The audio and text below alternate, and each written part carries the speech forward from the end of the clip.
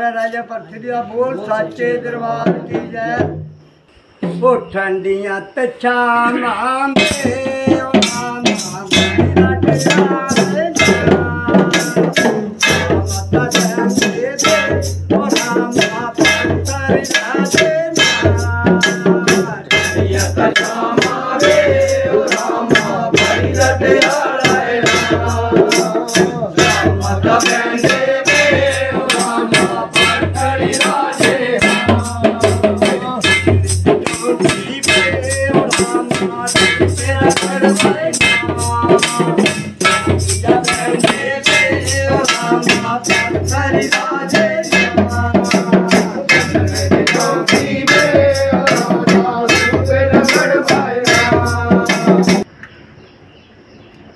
नमस्कार, हिमाचल तहलका न्यूज में आपका एक बार फिर से स्वागत है।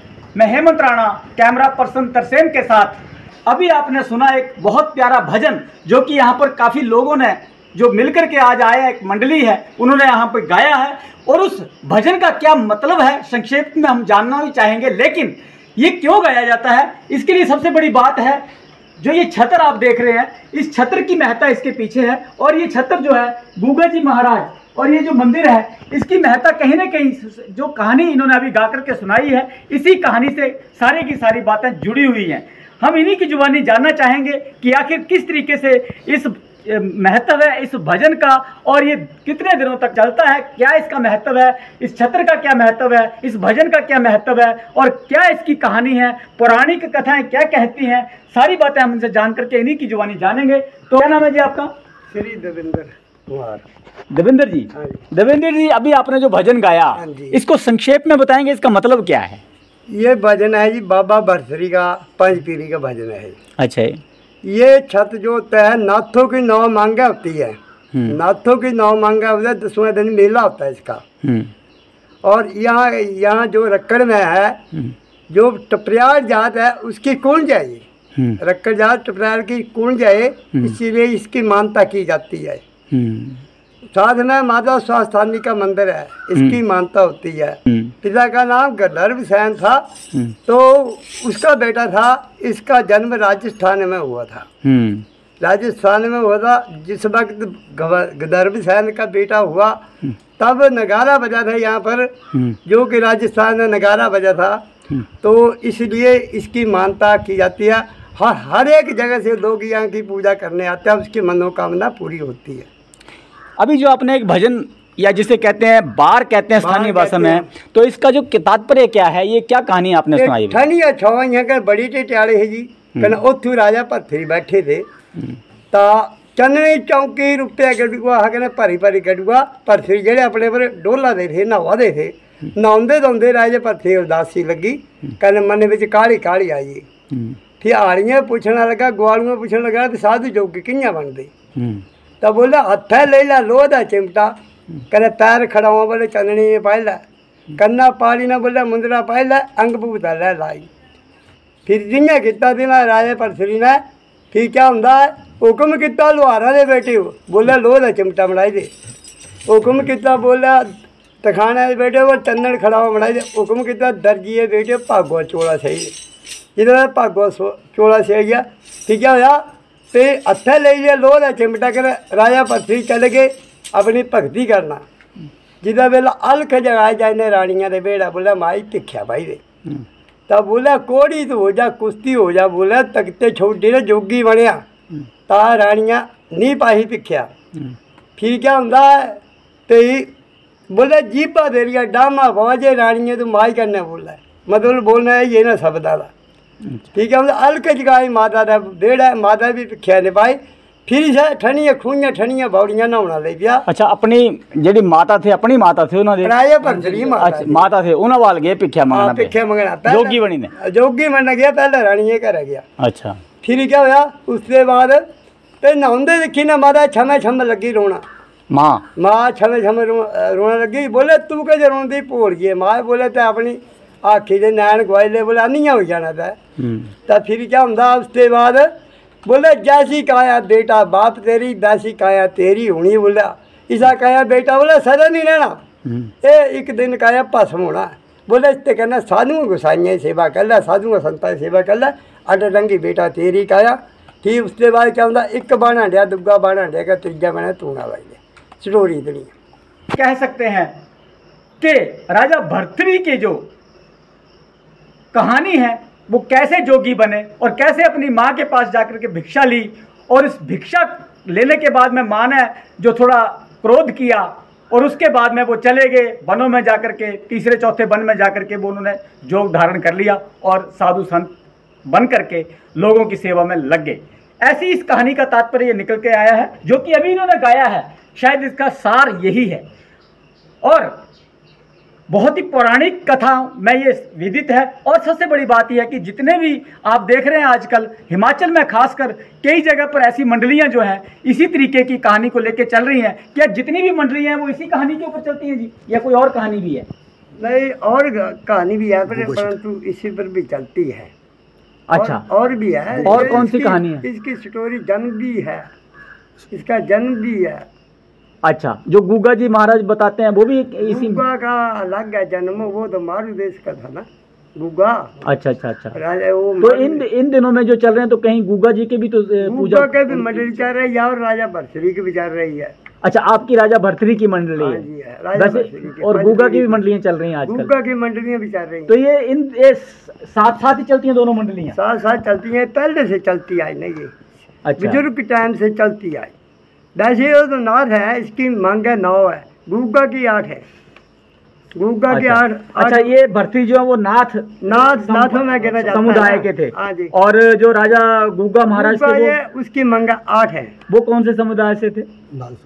वो राजा देवराज के लड़के थे, नाग समुदाय से। अच्छा, नाग और नाथ समुदाय, दो समुदाय हैं इस मामले में ना, जो आजकल जितनी भी मंडलियां चल रही हैं कुछ नाग समुदाय की हैं और कुछ नाथ समुदाय की हैं। नाथ समुदाय की जो है वो राजा भर्तृहरि से जुड़ी हुई हैं और नाग समुदाय की जो गुगा जी महाराज से जुड़ी हुई है। तो हम दर्शकों को अपने को क्लियर करना चाहते हैं ये बात कि 2 तरह की मंडलियां आजकल आपने देखी होंगी जो कि इसी तरीके से भजन कीर्तन करते हुए और जिसको बार का नाम देते हैं, 12 गाते हुए लोगों के घरों घरों में जाकर के श्रद्धा अनुसार उनसे जो ये सेवा लेती हैं। और ये जितने 9 दिन हैं, 9 दिनों के बाद में जब ये सारा उनका कार्यक्रम समाप्त होता है तो कहीं ना कहीं जो इनके शुरुआती स्थान होते हैं वहाँ पर जाकर के ये भंडारा और लगा करके और लोगों को प्रसाद देते हैं। और इसी तरीके से ये प्रथा चलती आ रही है और शायद सदियों तक चलती भी रहेगी। कहीं ना कहीं हमारे बीच में है, क्या नाम है सर आपका? नमस्कार सर, मेरा नाम कृष्ण कुमार है। कृष्ण जी, थोड़ा सा आप भी बताएंगे, कुछ आप कहना चाह रहे थे? हाँ जी, मैं ये कह रहा हूँ कि ये जो छत्र चढ़ता है ये पुरानी बुजुर्गों की मान्यता है और ये 2 किस्म का, एक गुगा जी का चढ़ता है, एक बाबा भर्तृहरि का करता है। जहाँ बाबा भर्तृहरि का मंदिर है वहाँ बाबा भर्तृहरि के नाम से चलता है और जहाँ गुगा छत्री का है तो वो टोलियाँ चलती हैं। और 8 दिन वो मांग करते हैं, 9वें दिन जो है वो उस स्थान पर आके और वहाँ पर धार्मिक प्रोग्राम होता है। और जो राजा भर्तृहरि का उसका 10वें दिन होता है। अच्छा, और वहाँ पर ले जाके लंगर की व्यवस्था की जाती है और जो गुर है, जो यहाँ के खेलते हैं, चेले हैं, वो खेलते हैं और पूरे समाज के लिए अपनी मनोकामना करते हैं कि आने वाला समय जो है हमारे सभी ग्रामवासियों के लिए और अच्छा और शुभ हो और बाबा जी की हमारे ऊपर कृपा बनी रहे। हम कैसे पता लगाएं कि ये जो मंडली जारी है वो गुगा जी महाराज की है और ये मंडली जो है वो नाथ संप्रदाय की है? किस तरीके से? ऐसे तो पता नहीं चलता है, लेकिन जब हम गाते बजाते हैं तो पता चल जाता है गाने से ही। लेकिन बाबा भर्तृहरि का स्थान गुगा जी से ऊपर माना जाता है। तो जब भी हम 2 टोलियाँ आपस में मिलती हैं तो जो एक दूसरे को क्या करते हैं, अभिवादन करते हैं। अच्छा, एक दूसरे का सम्मान करते हैं। तो सबसे पहले आदर संस्कार करते हैं। तो सबसे पहले गुगा वाले जो गुगा का छत्र लेके चले हैं गुगा महाराज का, वो डोरी और कुछ दक्षिणा राजा भर्तृहरि को देते हैं, पहले वो देते हैं। अच्छा। और फिर जो है राजा भर्तृहरि वाले जो है सेम वैसा ही प्रतिक्रिया उनके साथ करते हैं। तो ये दोनों का मिलाप होता है आपस में, जब मिल जाते हैं तो ऐसा करते हैं। निश्चित तौर पर बड़ी बात सामने आई है। ये बारीकियां खैर आम आदमी नहीं समझ पाता है, लेकिन जो इस काम में कैसे कर रहा है वो वाकई में कितनी बारीकी की बात बताई है कि जब दोनों टोलियां आपस में मिलती हैं तो गुगा जी महाराज की टोली जो है वो इस छत्र को आदर सत्कार देते हुए यहाँ पर डोरी बांधती है। और जब वो डोरी बांध चुकते हैं तो उसके बाद में फिर राजा भर्तृहरि की जो टोली है वो गुगा जी टोली को जो है सम्मान देती है। और इसी तरीके से काफ़ी हमारे पास जो है ये भेद समझ में आया है। हालांकि इन दिनों में हिमाचल में आम देखा जा सकता है कि सारी की सारी टोलियां मस्त होकर के लोगों को ऐसे ही भजन और बारें सुना करके लोगों को मद मस्त कर देती हैं, और लोगों में भी बहुत श्रद्धा है। उस श्रद्धा के चलते हुए वो लोग पूरे तरीके से इनके भजनों को सुनते हैं, अपने घरों में बिठाते हैं, आदर सत्कार से उनके साथ जो भी बन पड़ता है, घरों में जो दान दक्षिणा होती है अनाज के रूप में, पैसों के रूप में खूब देते हैं। एक बात अभी निकल करके आई है छत्र वाली, छत्र चढ़ाने की जो बात कही आपने, ये छत्र चढ़ाने की बात हमें बताएंगे क्या चीज़ है ये जो छत्र है एक निशानी है कि आप बाबा भरथरी किसी को ये गुग्गा छत्री को उठा के तो ले जा नहीं सकते। एक उनका एक स्वरूप है ये जो आपने डोरियाँ देखी हैं जो लगी हैं, इनका ये एक किस्म के नाग है। अच्छा, नाग की एक प्रतिक्रिया है। तो ये सजावट जो है इसीलिए लिखा है कि ये जो छत्र है ये उसका स्वरूप है, चाहे वो बाबा गुग्गा जी का हो या बाबा भरथरी जी का हो। तो इसी को स्वरूप मान के पूरे इलाके में घुमाया जाता है ताकि जहाँ के इसका सारी जगह चक्कर लगाया जा सके, ताकि सभी लोगों के उसके ऊपर अगर ये घूमता है तो सबके ऊपर जो है इसकी दया छत्री छाया। ये जो आपने किया है कल, इसका शुभारंभ कल किया है, हमने सुनने में आया है। जी हाँ, हाँ जी, इसका आज दूसरा दिन है आपका। जी जी, रक्षाबंधन के ठीक बाद जो इसका पदरा होती है उसके बाद खत्म होता है तो पड़िया में हमारे छत्र चढ़ाते हैं, इसको बांधते हैं, इसकी पूजा अर्चना करते हैं, और जहाँ स्थान है ये देव स्थान जहाँ हमारा है यहाँ बैठे हैं यहाँ पर आते हैं, इसकी पूजा अर्चना करते हैं, मान्यता करते हैं पूरी। और उसके बाद फिर यहाँ पर रात्रि में गान करते हैं। तो ये दिन में जब आए तो उस टाइम यहाँ मंडली बैठ के गान करती है 2-2.5 घंटे। उसके बाद अपने इलाके में मांगने के लिए छत्र घुमाने के लिए जाते हैं, और सभी मांग के शाम को आके फिर यहाँ रात्रि में पूजा होती है। इसके अलावा जिन घरों में लोग कोई भी लोग हमको रात्रि प्रोग्राम में बुलाते हैं तो वहाँ पर हम जाकर अपना ये जो गुणगान है, चाहे गुग्गा जी का हो चाहे बाबा भरथरी का हो, ये मंडलियाँ वहाँ गुणगान करती हैं, और वो व्यवस्था हमारे लिए रहने सहने की व्यवस्था करते हैं। रात भर वहीं रहने के बाद सुबह हम लोग फिर दोबारा देव स्थान पर आते हैं, और जो हमारी प्रतिक्रिया डेली का रूटीन है उस तरह हम पूरे इलाके में भ्रमण करने के बाद ठीक 10वें दिन यहाँ पर वापस अपने देव स्थान पर आते हैं, और देव स्थान पर आके फिर हम अपनी पूजा अर्चना करने के बाद एक भंडारे का आयोजन किया जाता है सभी के द्वारा, और जिसमें पूरे इलाके की कंट्रीब्यूशन होती है, और सारे लोग जो उसमें जवाबदेह भी होते हैं और साथ में मेहनत भी करते हैं, एक दूसरे का सहयोग करते हैं। ये जो सभी लोग हैं ये आज 10 दिन के लिए इकट्ठे होते हैं, और फिर आके अपना अपना कारोबार छोड़ के 10 दिन बाबा जी की सेवा करते हैं, और इसी का सभी पूरे इलाके में घुमा के, और हम लोगों को सभी का इसका आशीर्वाद प्राप्त होता है।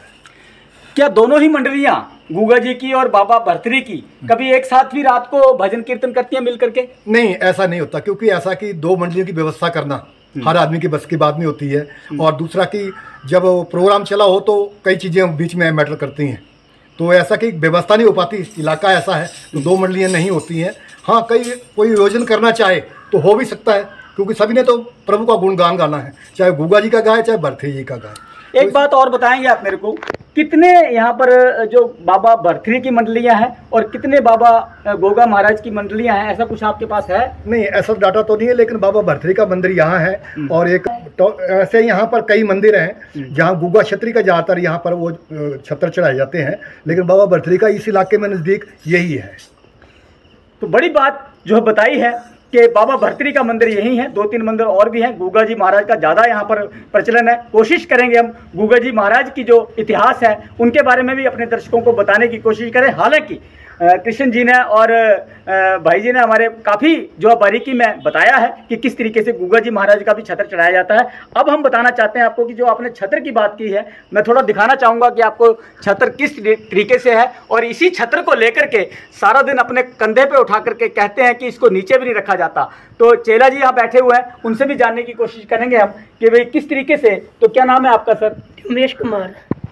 तो सर आप बताएंगे कि जो मंदिर जब ये छत्र उठा करके आप चलते हैं तो क्या उसकी क्या जो है सीमाएं होती हैं, किस तरीके? सीमा होती है कि पूजा पाठ होता है, बाकी इसको नीचे नहीं रखते हैं, खंजे के ऊपर रखा जाता है, जैसे किसी के घर में बैठना तो ऊपर रखा जाता है। ये बड़ी बात जो है बताई है भाई जी ने कि जो है इसकी जो सीमाएं हैं इनको नीचे नहीं रखा जाता। शौच आदि जाना हो तो भी बहुत ही शुद्ध होकर के नहा धो करके ही इसको दोबारा फिर पकड़ा जाता है, और जहाँ बैठा जाता है तो इसके लिए अलग से स्थान दिया जाता है। बहुत ही एक कह सकते हैं कि दिल से जुड़ा हुआ भावना है और दिल से जुड़ी ही इनकी सारी बातें हैं और कहीं ना कहीं ये एक कह सकते हैं श्रद्धा का और एक आस्था का प्रश्न है और इसके ऊपर ये चले हुए हैं। बहुत ही इनकी श्रद्धा इनके साथ है और इनकी श्रद्धा से कहीं ना कहीं हमारी श्रद्धाएं भी जुड़ी हुई हैं। मैं आपको दिखाता चलता हूं कि ये जो पूरा का पूरा परिसर है, ये पंचपीरी जो मंदिर है, इसमें बाबा भरथरी जी का ये मंदिर है। इधर आप थोड़ा दिखाएंगे, इधर बाबा पंचपीरी जी का मंदिर है ये और बाबा भरथरी जी का विराजमान यहाँ पे स्थान है और कहीं ना कहीं हम देख सकते हैं कि इसके पीछे एक बहुत ही खूबसूरत ये धूना, इधर आप देख सकते हैं आगे की तरफ धूना लगा हुआ है। इधर बाबा बालकनाथ जी का स्थान है। बाबा भरथरी जी के मंदिर के इसी प्रांगण में परिसर में माँ स्वस्थनी माता जो है यहाँ विराजमान है, जो कि बहुत ही खूबसूरत मंदिर हमने पहले भी अपने कैमरे में कैद करके अपने दर्शकों को दिखाने की कोशिश की थी। हालांकि मंदिरों की महत्ता पूरी दिखा पाना बहुत ही मुश्किल होता है, लेकिन हम फिर भी तुम्हारा आपको एक बार कोशिश करेंगे कि ये मंदिर जो है हमने पहले भी आपको कैमरे में कैद करके दिखाया था। इसकी परिक्रमा भी हमने एक बार करके जो अपने दर्शकों को बता देते हैं। काफी खूबसूरत तरीके से यहाँ ये मंदिर बनाया गया है रक्कड़ क्षेत्र में पंचपीरी के नाम में और ये स्वस्थनी माता मंदिर का स्थान है जो कि बहुत ही महत्व रखता है और क्षेत्र में बहुत लोग यहाँ पर आकर के मन्नतें अपनी मानते हैं और माता इनकी मन्नतों को पूर्ण भी करती है। परिसर को दिखाने के बाद में हम एक बात पूछना चाहते हैं। दिन जब मंदिर में आकर के पुजारी लोग जो होते हैं, जो चेला लोग होते हैं, वो लोगों को एक काफ़ी संगल से एक तरह से उनके ऊपर जो है करते हैं, तो उसमें कोई चोट नहीं लगती है। और उसका देखो ऐसा है कि जो संगल है बाबा जी का, ये संगल जो है इसकी कोई चोट नहीं लगती है। हाँ, मारा जाता है जबकि चोट नहीं लगती है इसकी, और ये उस मालिक की कृपा होती है कि चोट नहीं लगती है। और बोलते हैं कि जिसको भी कोई बुरी चीज़ लगी है या कुछ देव स्थान पर आता है तो यहाँ पर मान्यता है कि वो सब निकल जाती हैं। संगल उसके ऊपर जो पीठ के ऊपर ऐसे घुमा के लगाते हैं और तो बाबा जी के नाम से होता है, तो वो सब ठीक हो जाता है। यही इसकी मान्यता है। उसके बाद रोड प्रसाद चढ़ाते हैं, बाबा जी के धोने की बभूता जो है उसको तिलक लगाते हैं, चाटते भी हैं और उसी का आशीर्वाद है और ये सभी काम उसी के पुण्य से होते हैं। निश्चित तौर पर काफ़ी बातों का हमारे को मालूम पड़ा है। हम आजकल आप देख पा रहे हैं कि जगह जगह पर मंडलियां जो है चल रही हैं। हो सकता है कि वो कोई गुग्गा जी महाराज की हो, कोई भरथरी महाराज की हो, लेकिन कुछ भी है जो इन मंडलियों के तहत हम देखते हैं कि इन जितने भी ये लोग हैं भक्ति भाव में डूबे हुए हैं। इनके भक्ति भाव को देख करके सहज ही अनुमान लगाया जा सकता है कि कितना दिल से ये लोग जो है इस कार्य को करते हैं और कहीं ना कहीं पूरे समा करके बाबा जी के महत्व को समझाते हैं, गाते हैं और कहीं ना कहीं लोगों के लिए मनोकामना पूर्ण करते हैं, उनका साधन बनते हैं। तो धन्यवाद सहित मैं हेमंत राणा, हिमाचल तहलका न्यूज़ के लिए कैमरा पर्सन तरसेम के साथ रक्कड़